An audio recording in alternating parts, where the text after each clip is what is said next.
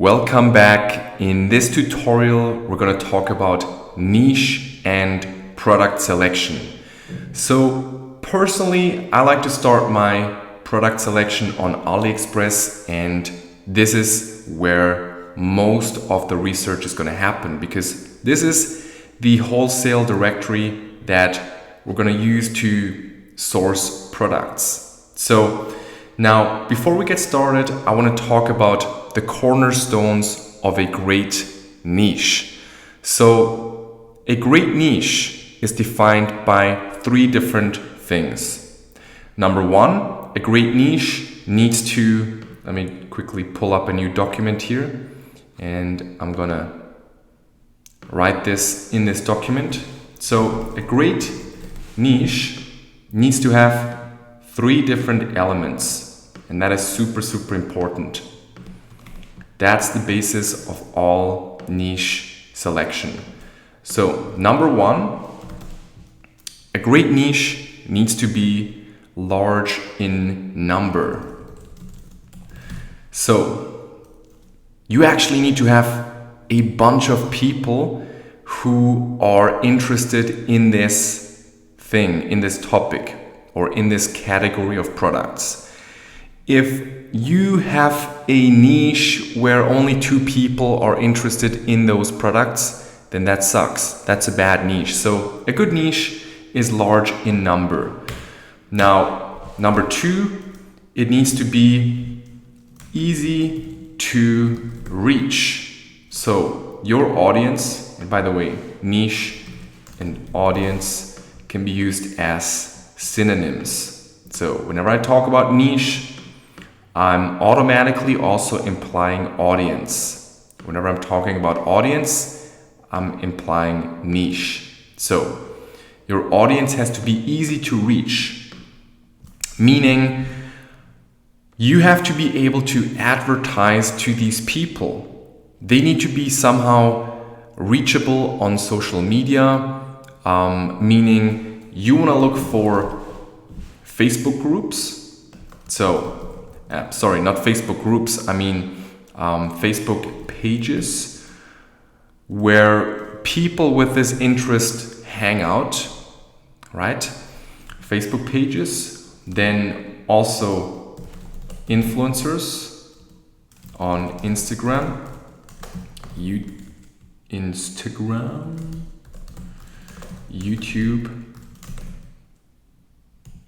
Twitter. What else do we have? Facebook. So we want to have Facebook pages, influencers who are talking about this topic, who have audiences. We're talking about influencers on Instagram, YouTube, Twitter, and Facebook who have the type of audience that would buy your product and is large in number. So Facebook pages, as I said, that would be great for Facebook advertising, but you can still find a great niche where there's no Facebook pages related to that niche, but there's a bunch of influencers talking about it. Another one is YouTube videos. And one more is organic search volume. So those are indicators of how easy you can reach your audience, right? And you want to make sure at least a few of these are checked. And then number three, and this is one of the most important ones, is irrationally passionate. So your audience needs to be irrationally passionate, meaning ideally, what that means is people are already buying stuff like crazy in this niche. Don't try and reinvent the wheel. Sell to the type of people who already buy what you're trying to sell.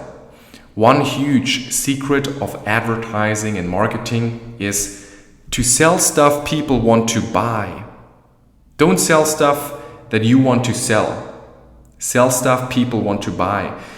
And markets where people are irrationally passionate and are already buying stuff like crazy, those are markets that are usually great markets. And irrationally passionate also means where people would do anything. They would spend any amount of money to somehow fuel their passion for this interest. Think of hobbies, think of golfing, think of dogs, think of Dragon Ball, think of Harry Potter. Now, a word on niches like Harry Potter and Dragon Ball. Try and stay away from any niche that is linked to copyright and trademark, like Harry Potter and Dragon Ball. There are people selling those items successfully, but there's legal implications, and I strongly recommend you don't sell any products that are somehow linked to copyright or to trademarks like Harry Potter, Lord of the Rings, Dragon Ball, Pokemon, etc. But those, in theory, would be awesome markets, right? If you think about it, large in number, Pokemon fans are large in number. They are easy to reach because there's lots of Pokemon Facebook pages. There's influencers talking about Pokemon on Instagram, YouTube, Twitter, Facebook. There's YouTube videos about Pokemon, and people search about it. So the Pokemon niche is easy to reach. It's large in number, as we said, and it's irrationally passionate. Would you agree that Pokemon fans are irrationally passionate? They would do anything. I mean, in the Pokemon Go game, people buy credits. I mean, they spend a shit ton of money on stuff in the app to buy imaginary stuff that has no real life value. That's how irrationally passionate they are. Harry Potter, large in number? Yes, very large in number. Easy to reach? Absolutely. There's a ton of Facebook pages and fan communities about Harry Potter on Facebook. There's influencers, obviously, talking about Harry Potter on Instagram, YouTube, Twitter, and Facebook. There's YouTube videos about Harry Potter. There's parodies, there's fan videos, all sorts of stuff. And there is organic search volume. Is Harry Potter an irrationally passionate niche? Absolutely, right? People would do anything to get their hands on a new Harry Potter book. Why? Because they're irrationally passionate. And you don't have to sell those people on, the idea of Harry Potter. They're already bought in. They're already buying stuff like crazy in this niche. And if you have a great item that's complementary, that they want, then they're going to buy it. So those are the cornerstones of great markets. Now, as I said, you don't want to sell copyrighted or trademarked items. I just like to use those as examples because, Pokemon and Harry Potter and Batman and all of that obviously are really awesome niches that meet all these 3 criteria. The only problem is, the legal implications. So now what you have to do is find similar niches like, the Harry Potter niche or Dragon Ball or, Batman and all that sort of stuff, that niches that have the same characteristics, large in number, easy to reach, and irrationally passionate and already buying stuff like crazy. Niches that meet these 3 criteria, but where there's no trademarks or copyright or anything like that involved. So some examples, or one example is the dog niche. Now, I'm not saying you should enter the dog niche because many dropshippers have already done that. The dog niche is quite saturated. Although if you're outside of the US, the dog niche might still be very profitable in places like France or Italy, places like that. In the US, it's pretty saturated and in other places as well. But the reason why it is saturated is because it's such a great niche. So think about dog lovers. lovers? Are dog lovers large in number? Absolutely, right? There's plenty of dog lovers in almost every country. In the US, there's millions of dog lovers. In every country, there's hundreds of thousands, if not millions, of dog lovers. And are these easy to reach? Yes, absolutely. There's lots of pages on Facebook along the lines of I love my dog or dog lovers, I love my puppy, stuff like that. And these are all Facebook communities, Facebook pages where basically, all dog lovers, they hit the like button, they say, yes, I love this, I love my dog. And those are easy to reach because you can target these pages with your Facebook ads. There are certainly influencers and celebrities in the dog niche talking, sharing pictures on Instagram. There's Caesar, I think Milano, or what his name is, Caesar Milan, I think something like that. And he is known as the dog whisperer. And he has this show and he has millions of followers all around the world. And he has Instagram, he has YouTube, he has all sorts of social media accounts. And, I'm not saying you will be able to get a shout out from a huge influencer like that guy. That's highly unlikely, but there's thousands, tens of thousands of smaller influencers with smaller audiences talking about dog training, talking about puppies, about rescuing dogs, about all sorts of stuff on Instagram, YouTube, Twitter, and Facebook, which means easy to reach. There's also YouTube videos about dogs, and people are searching a shit ton of stuff organically on YouTube and Google about dogs. So dog niche is easy to reach. Irrationally passionate? Absolutely. Many dog owners, they would spend more money on their dog than they would spend on their baby or on other human beings. They're more willing to spend money on their dog than giving some homeless guy $5. There's hotels where dog owners actually put their dogs, and some of these hotels are more expensive than motels for human beings. There's dog owners buying gourmet dog food for their dogs. It's crazy. So, that's a sign for an irrationally passionate market. And whenever you think irrationally passionate, ask yourself, are people already buying stuff like crazy? Another question you can ask yourself is, do people have a burning problem they would do anything to solve?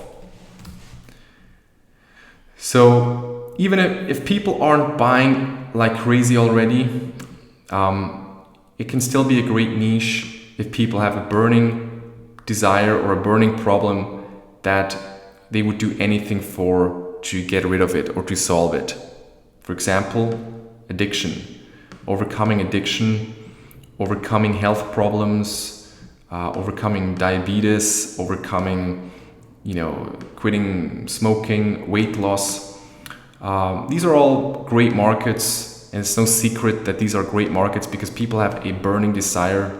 I don't even know if you can say a burning problem, a burning desire to solve an important problem. That's better.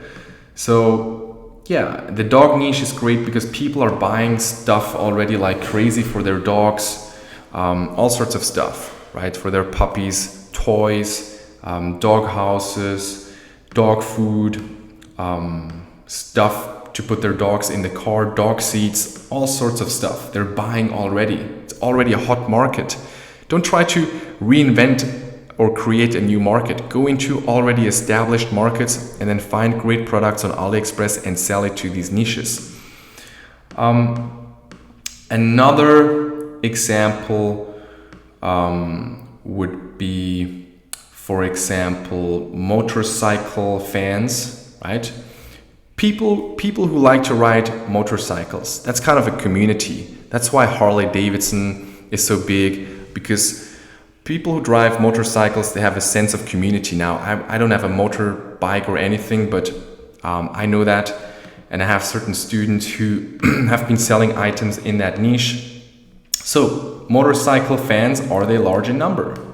Or are there just 5 people riding motorcycles in the world? Red and orange colored mice is probably not a great niche, right? If that even exists, because there's maybe 2 people in the world, if at all, who own red and orange colored mice as pets. So that's not a great market because it's not large in number, but pets, it's a huge market. Dogs, large in number. Cats can also work large in number.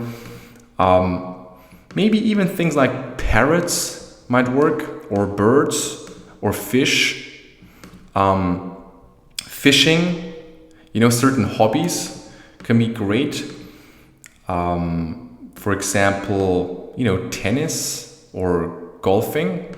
These are all large in number, easy to reach.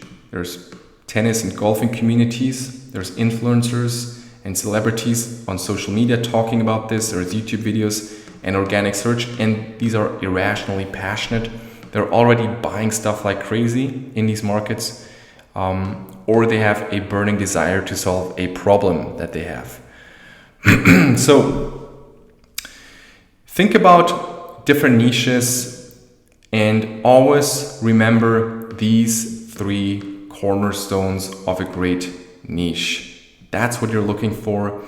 And you can use Google and you can use AliExpress to look for great niches. And I'm going to show you a few examples of products and a few examples of niches and how you can find these on AliExpress and what you want to look for.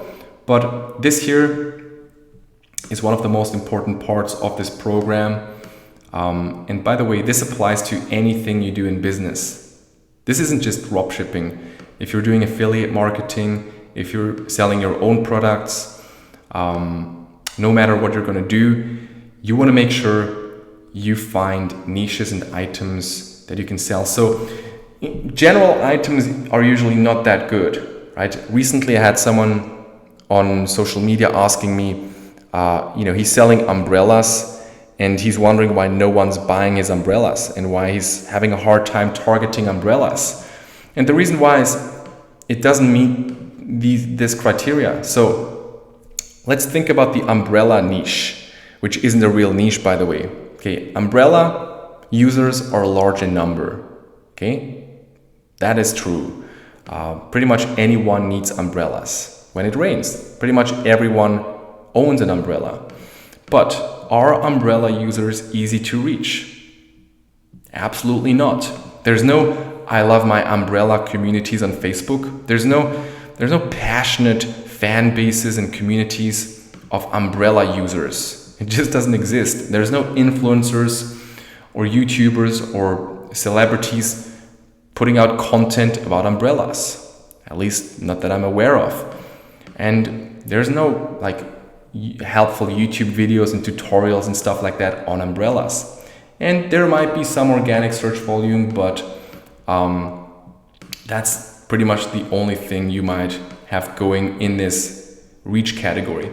Now, are umbrella lovers irrationally passionate? Absolutely not. You'll never have anyone who has like an umbrella. I mean, maybe there's a few people in the world who have an umbrella fetish or something. And they're God knows what they do with their umbrellas. But most people, umbrellas are kind of just functional objects. We all have an umbrella, but we're not irrationally passionate. We're not following some umbrella company, and whenever they bring out a new umbrella, we just, wait in line the morning before to get their newest umbrella. Just doesn't happen. Just umbrella users, it's a normal, everyday functional object, but no one's irrationally passionate about it. So umbrellas only match one criteria, which means it's not a good market. And most general objects, most broad objects and products and items don't match all these 3 categories. That's why you always want to niche down, and you found a great niche when you can basically put a check mark for all these 3 elements, for all 3 criteria. So you want to think about different niches, and I recommend brainstorming a lot. Some of my most successful students spend hours and hours and hours researching niches, thinking about niches. And I gave you a few examples of niches like the dog niche, like motorcycle niche. There's more. There's the outdoor niche. And as I said, there's all these other niches that you should stay away from, like Harry Potter and Dragon Ball and all of that. So those are examples for good niches, at least the ones that aren't linked to copyright and trademark. And those are niches that people are using. But some of my most successful students, they put in the work and they discovered a niche that is awesome, that meets all three criteria here, that is large in number, easy to reach, and irrationally passionate, but no one else is using. So a lot of the niches out there, I don't even know. There's so many niches and sub-niches, specific niches for interests and people that have certain tastes and certain interests and hobbies that I don't even know about. And the students who put in the most work in this area and really dive deep and do the research are usually the ones that get the best results. So, students who usually just watch these videos and say, oh, Till mentioned the dog niche, so I'm just going to enter the dog niche and sell dog products. Those are usually not the most successful students. Why?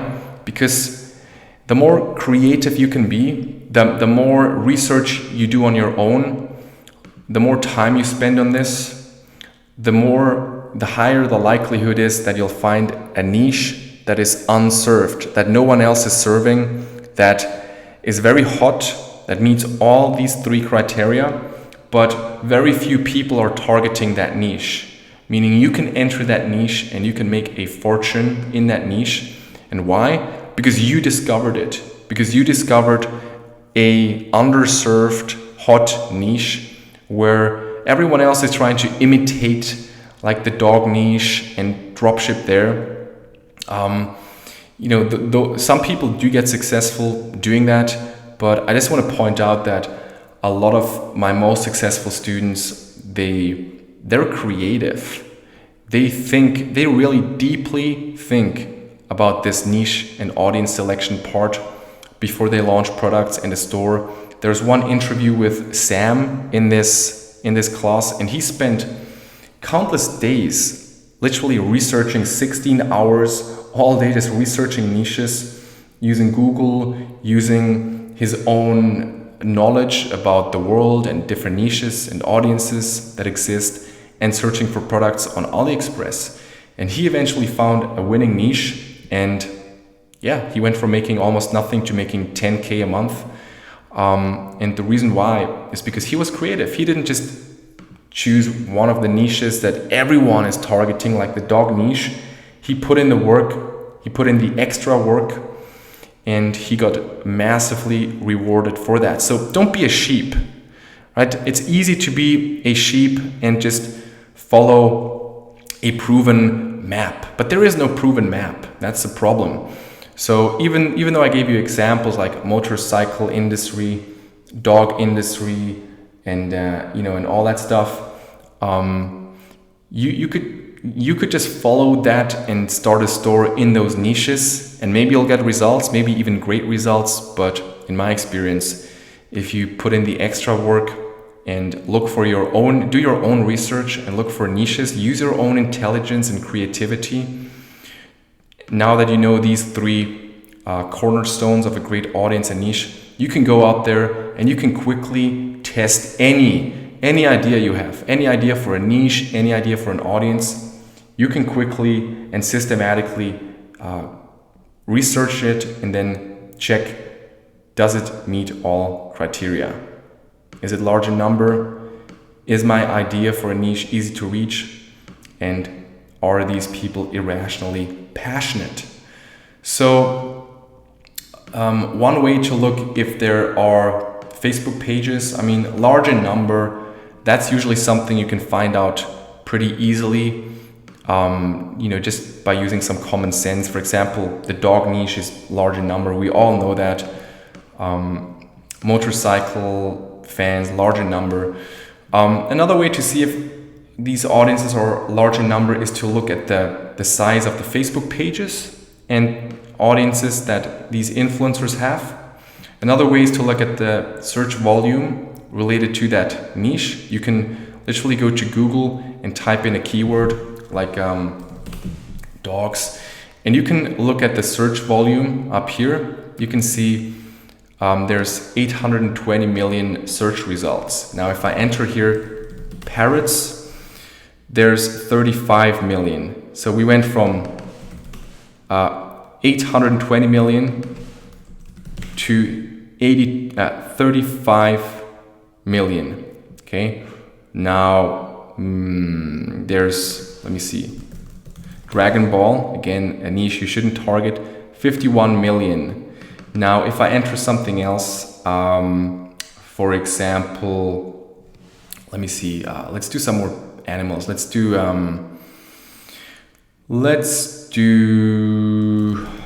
horses is going to be a big one, 353 million. So these are a large number. So you can see by the results that show up, that's a good indicator for how big an audience is or a niche. There's also the Google keyword tool, Google Keyword Planner, that you can use. I'm just going to quickly sign in here and show you this. And there's the Facebook Audience Insights tool that you can find at facebook.com/ads/audience-insights. So these are all tools you can use. For example, I can enter a keyword like dogs and we can, it should show up how many people search for this. You can see there's different keywords here that the Google Keyword Planner is showing here. You can see puppies, monthly searches here, 820,000 puppies for sale, 240,000. And pet, you could search for, parrots or parrot, see what happens. Okay, for some reason we can't really find anything here. Search for Dragon Ball. And by the way, I'm just testing some different keywords here. You can see Dragon Ball Z, 550k searches. So again, this is all to test if an audience is large in number, right? These are different ways to test this, large in number. So you can see like an estimate of the searches. Let's look at motorcycles, 450k. You see all these related keywords. You can also niche down. You can look at something like dog collar and see what shows up. You can see dog collars, 74,000 people search for this a month. So, that dog leash, 22,000 people a month. Puppy collars, dog accessories, personalized dog collars, designer dog collars. So these are some ideas to see if an audience is large in number. I mean, Harry Potter is another one. Again, you should stay away from, but I'm just going to use it to make a point. 1 million per month. Harry Potter, let me see, Harry Potter gifts, 14k. Right, Harry Potter wants 60,000 a month.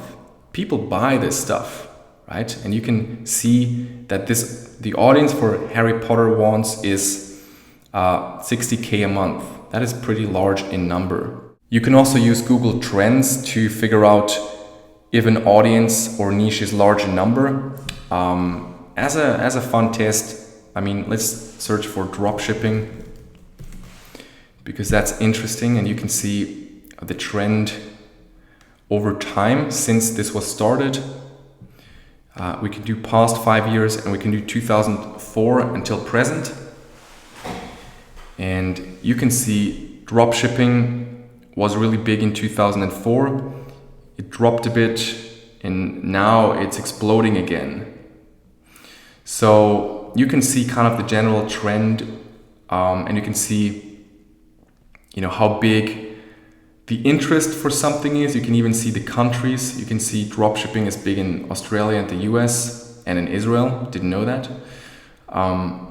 You can also find related questions and topics.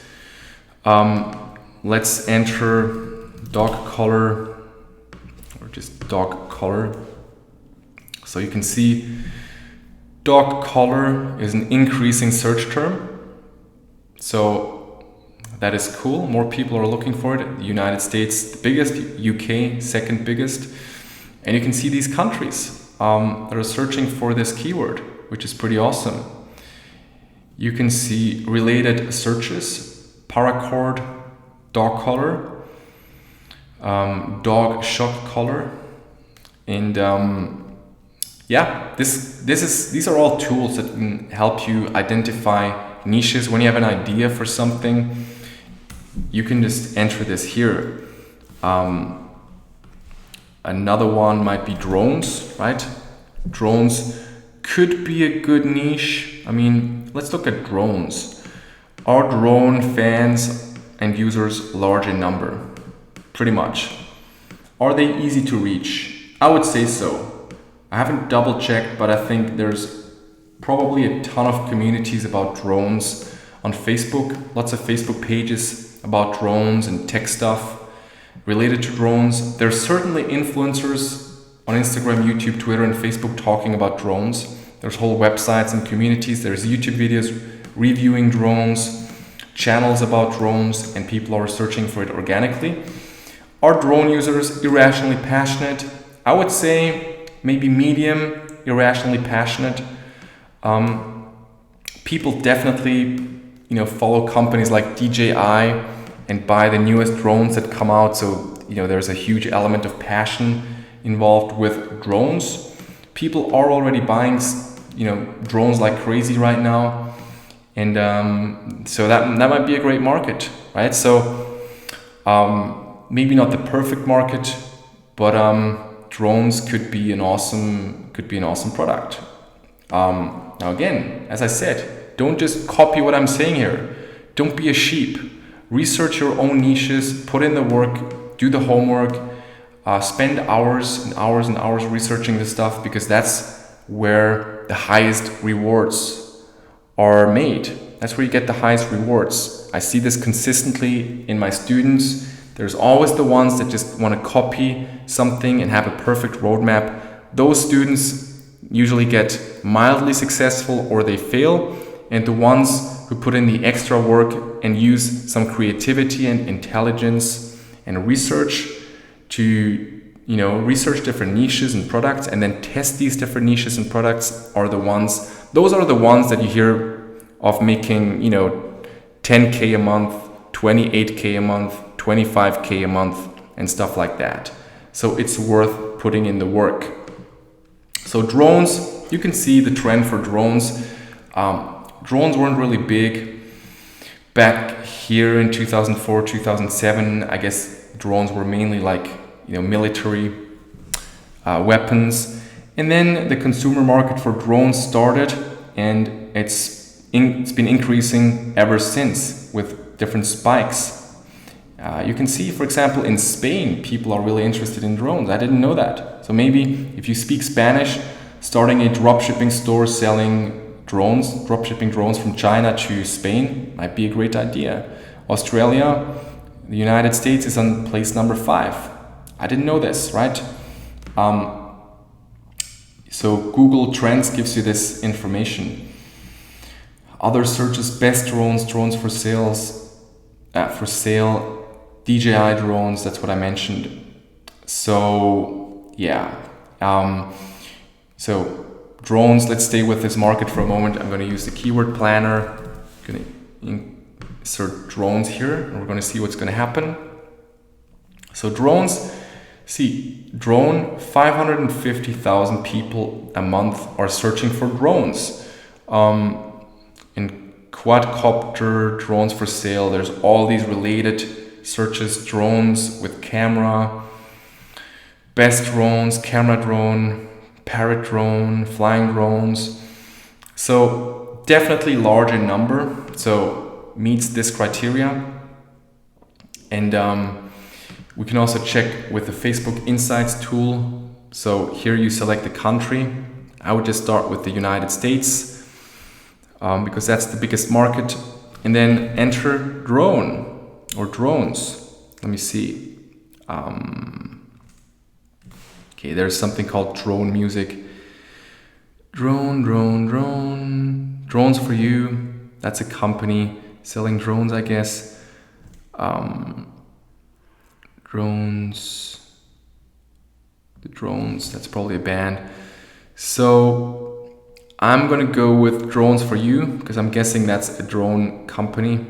You can see, first of all, 90% men are interested in drones. You can see relationship status, all sorts of stuff down here. That's going to help you narrow down your niche. And you can see, okay, this is a small sub-interest because it's not a general interest. Let me use something else just for demonstration purposes. See, dogs. There's a general keyword for dogs, which is a bit better. So you can see in the US, 50 million to 60 million people every month are interested in dogs.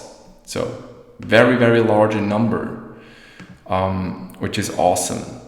So that's also a way to test how big a niche is. I can also enter something else like fishing. You can see fishing 20 million to 25 million. Let's put parrots. I don't know if we can, parrot. 2 million to 2.5 million people a month interested in, parrots.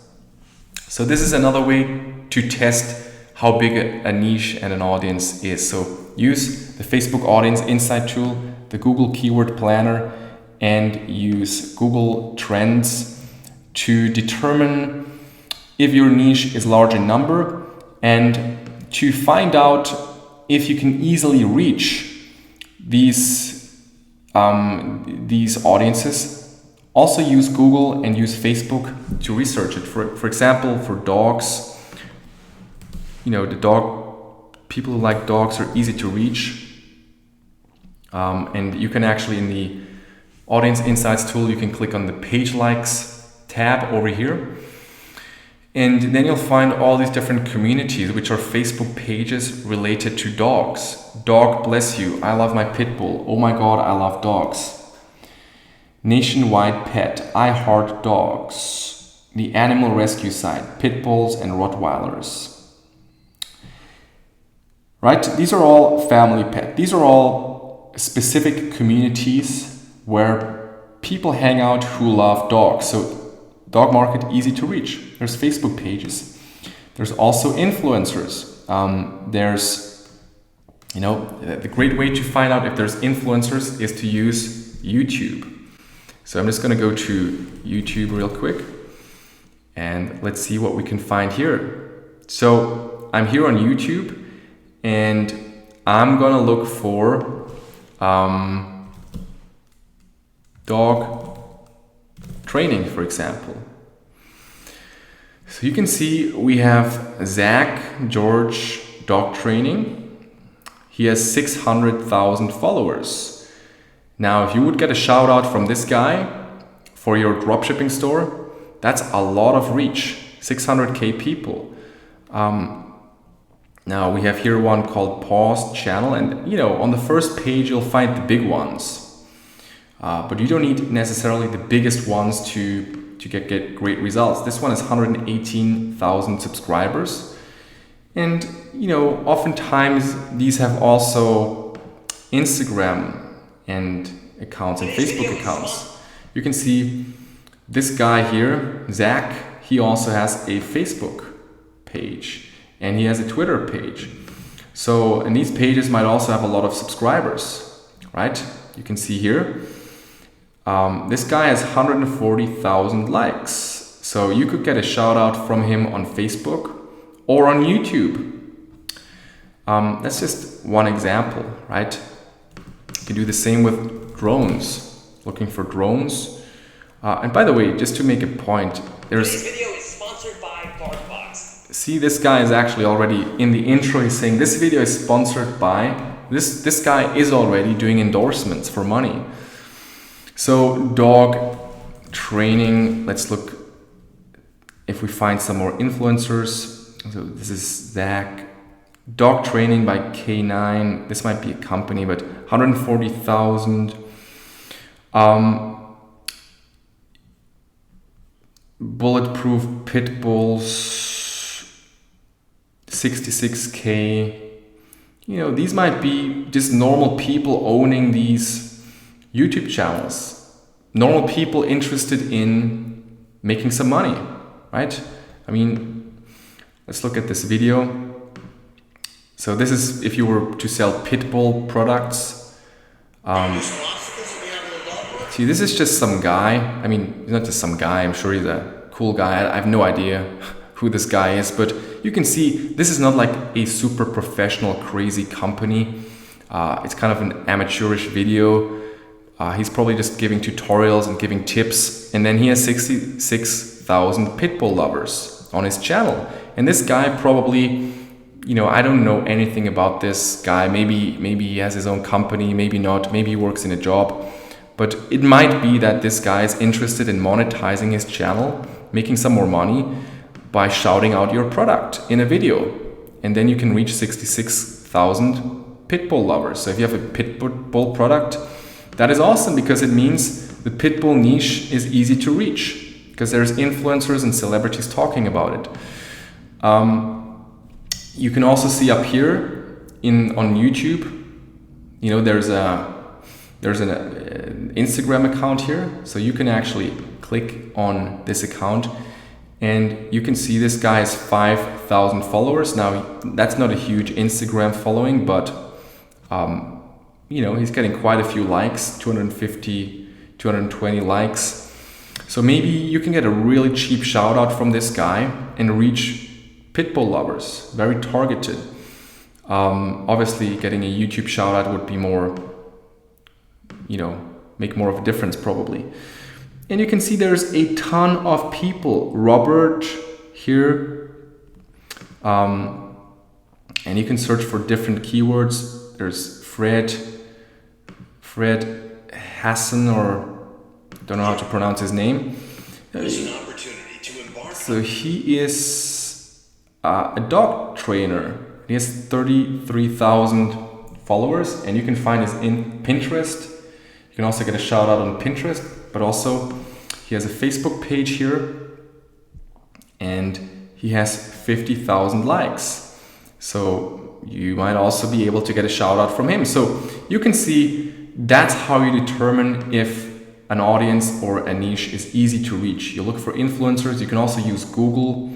In general, you can just Google and search for different keywords and look for blogs, look for celebrities in that niche. So, for example, I'll just search for some more dog trainers. Whoops, what happened here? So I'm here on Google, dog training, and now let's look for some blogs or authority sites. See, Caesar's Way, that's the guy, maybe that's the guy I mentioned earlier on, Caesar Milan, I'm not quite sure. Yeah, probably, I think that's the guy, I'm not sure, but you can see this is a blog about dog training, where you might be, 190 comments, and oftentimes you find the social media up here. Let's click on the Instagram link So that's Cesar Milan, the one I told you about. He has 800,000 followers. And you can just Google keywords and find the websites of these people. For example, yeah, you just have to do some research. That's why I'm saying my most successful students do hours and hours and hours of research to find these people. The online dog trainer from Doggy Dan seems to be a blog or something, or actually an online training. I think this is a ClickBank program product. But see, this is a guy, Doggy Dan. I'm sure he has his own products, information products, but maybe this guy would be interested in partnering up and also selling some physical products. This is a sales page, so there's no social media links on here. But yeah, you can find more of these people, and the same is true for drones, right? Drone blog, for example. So there's a drone blog here, and you can probably also find these social media links. This guy is using SumoMe. You know, you just have to search for a while, and sometimes you can find the social media. Maybe it's here. I can't find it right now. Drone enthusiast or drone enthusiast. Another blog about drones. Someone you might be able to partner up with. Let me see. I think this is a share link. Maybe we can find the social media stuff here. So yeah, you just gotta do the research and see if you can easily reach your audience, your target audience that you have in mind. So use Google. Here's another. Okay, this seems like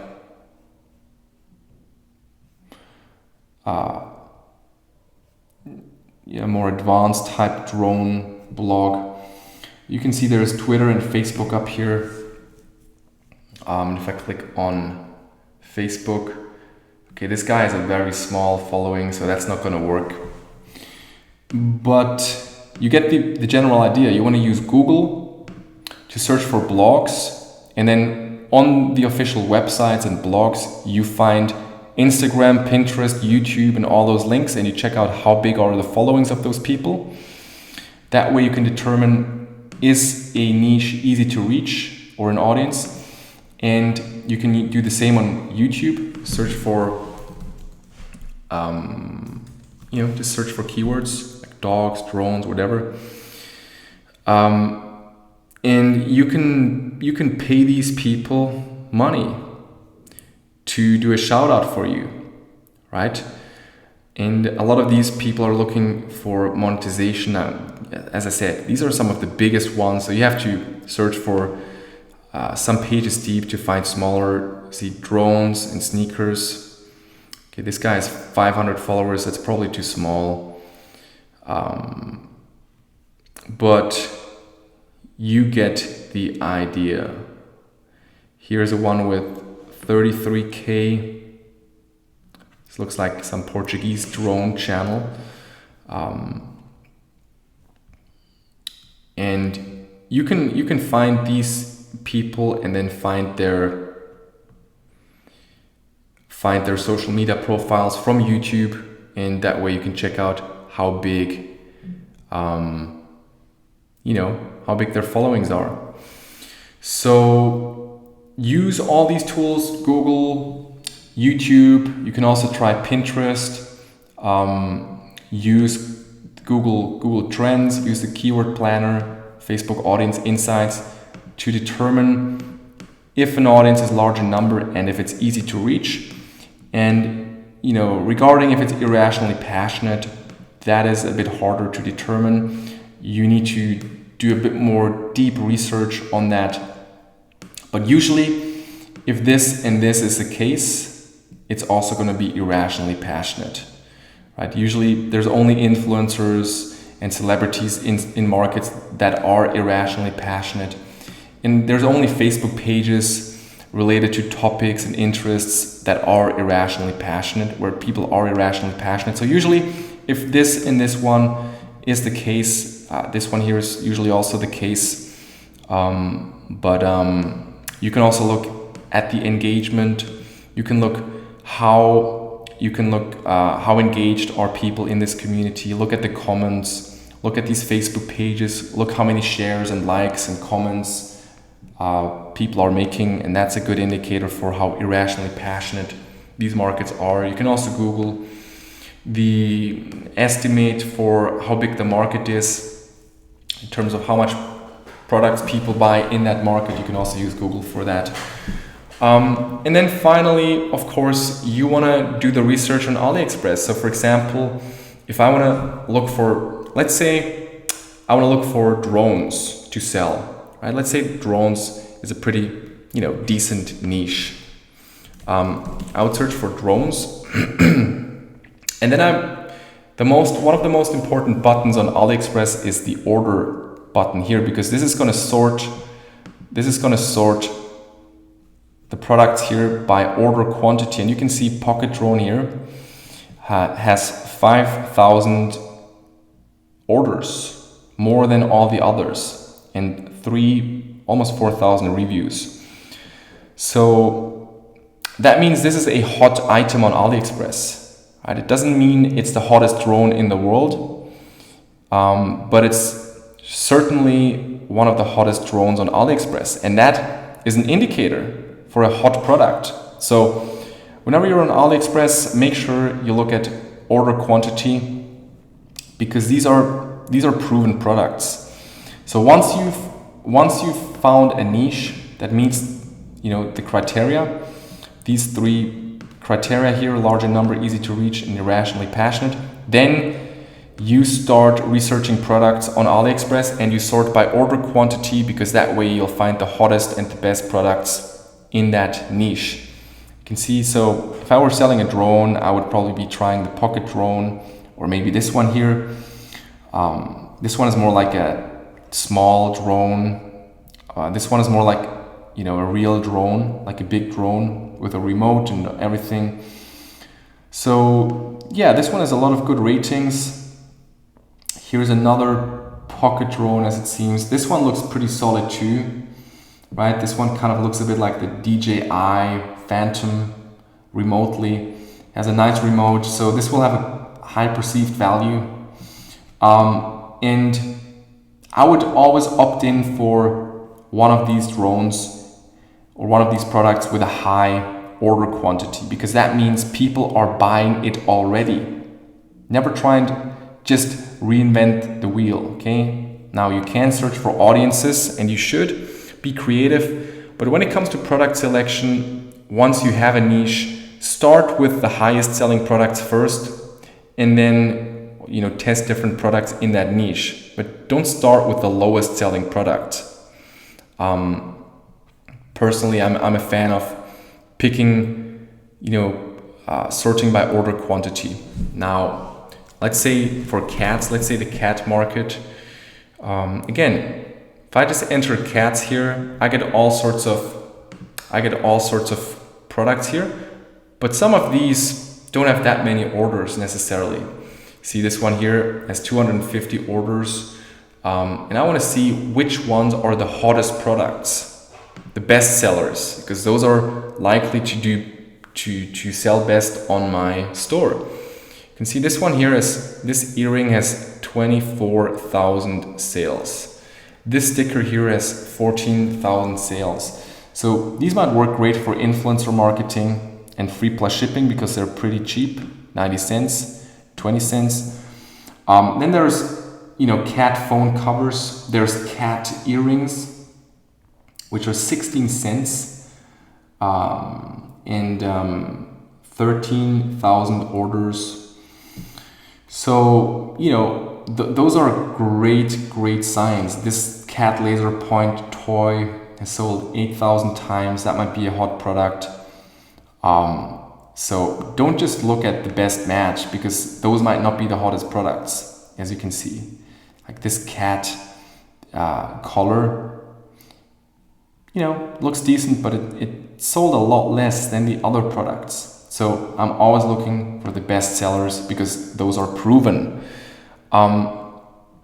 So for a motorcycle, again, if you want to enter the motorcycle industry, you find a bunch of products here that are kind of generic. And these aren't really items where people necessarily say, I need to own this. So out of the box, creative items can do really, really well. For example, you know, if I sort by order quantity, these, you know, motorcycle strips might sell really well, 5,000 orders. This carbon fiber thing has a lot of sales, so maybe that might work.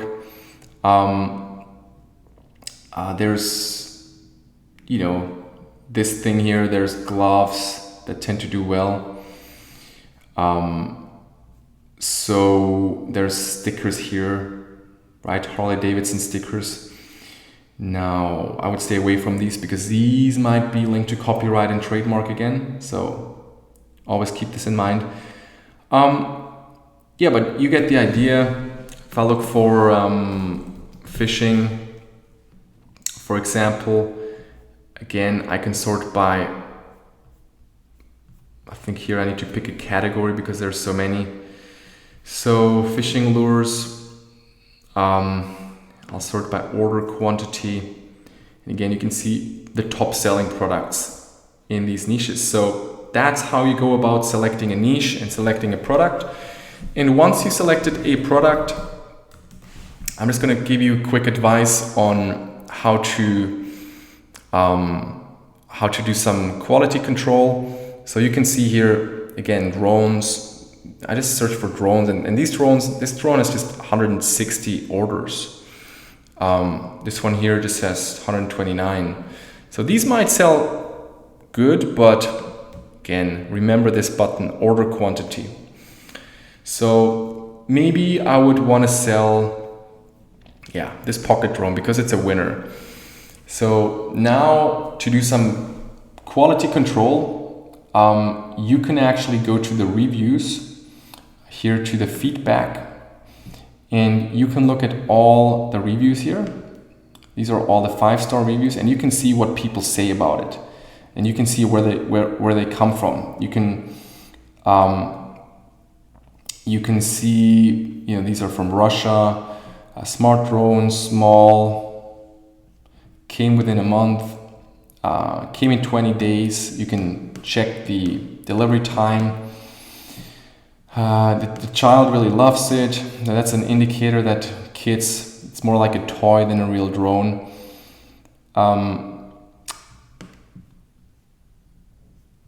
Okay, kids are happy. You can see pictures of the drone from customers. You can see the size, it's really small.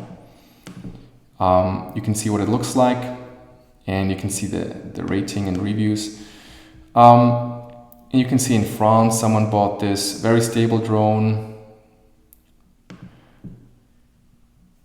So that's cool. And you can search through more of these reviews. And you can also look at reviews with pictures here by putting the checkbox here. That's only going to show reviews with pictures of the product. And you can also look at the really bad reviews because you want to see, like, the drone is not flying. Some people might have problems, which, by the way, any product has negative reviews. Any product in the world has a few 1-star reviews, even the best ones in the world. So that's why you want to just look at you want to look at both sides, the good reviews and the bad ones, to get a picture. And what you can also do is to test a product and to test a supplier to do even more quality control. You can order an item, send it to yourself, see how fast does it arrive, and test it and see, is it a good product? And that way you can take your personalized pictures if you want, but especially you can check the quality of the product, and you can kind of hold what you sell in your hands before you sell it. Now, most people don't do this, but some people prefer doing that, so that's up to you how far you take quality control. But yeah, that's all I wanted to say about niche selection, finding hot products. And as I said in previous videos, it's unlikely that you'll find an instant winner right away. Most of my most successful students have to test multiple niches, multiple products before they hit gold. And that's why you want to start with a general store. You want to test multiple different products and niches, making sure all the niches you test meet these 3 criteria and are hot products. And you want to test different niches and products on your store until you hit gold and gradually test your way forward until you succeed. So that's everything for now about niche selection, about product selection, and I'll see you in the next training.